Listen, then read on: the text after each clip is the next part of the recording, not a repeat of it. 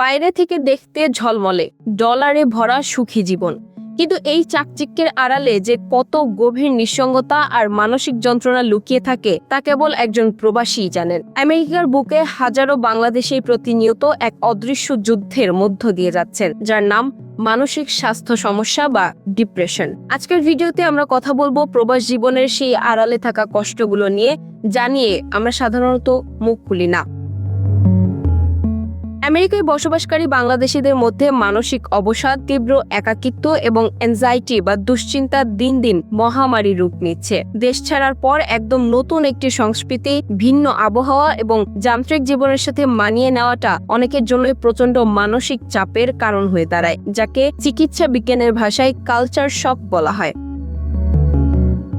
এই সমস্যার অন্যতম বড় কারণ হলো এখানকার একাকিত্ব এবং অতিরিক্ত কাজের চাপ। বাংলাদেশে যেখানে আমরা আত্মীয় স্বজন ও বন্ধুদের নিয়ে সামাজিক আবহে বড় হই, আমেরিকায় এসে জীবনটা হয়ে যায় ঘর থেকে কাজ আর কাজ থেকে ঘর। কারো সাথে মন খুলে দুটো কথা বলার সময়টুকু পাওয়া যায় না। এর ওপর যোগ হয় বিল দেওয়ার চিরন্তন চিন্তা এবং দেশে থাকা পরিবারের আর্থিক চাহিদা মেটানোর তীব্র চাপ। বিশেষ করে নতুন ইমিগ্রেন্ট এবং নারীদের ক্ষেত্রে এই সমস্যা আরো প্রকট। অনেক নারী দেশে ভালো ক্যারিয়ার ছেড়ে আমেরিকায় এসে ঘরের চার দেয়ালে বন্দী হয়ে পড়েন, যা তাদের তীব্র হীনমন্যতা ও বিষণ্ণতার দিকে ঠেলে দেয়।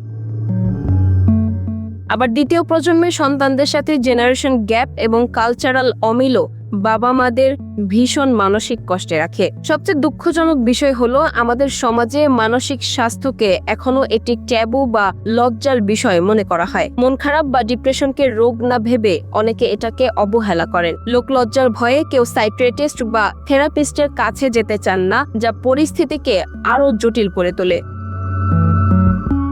মনে রাখবেন, শরীরের মতো মনেরও অসুখ হতে পারে এবং এর জন্য সাহায্য চাওয়া কোনো লজ্জার বিষয় নয়। আমেরিকায় মানসিক স্বাস্থ্যের জন্য চমৎকার সব সরকারি ও বেসরকারি ফ্রি থেরাপির ব্যবস্থা রয়েছে।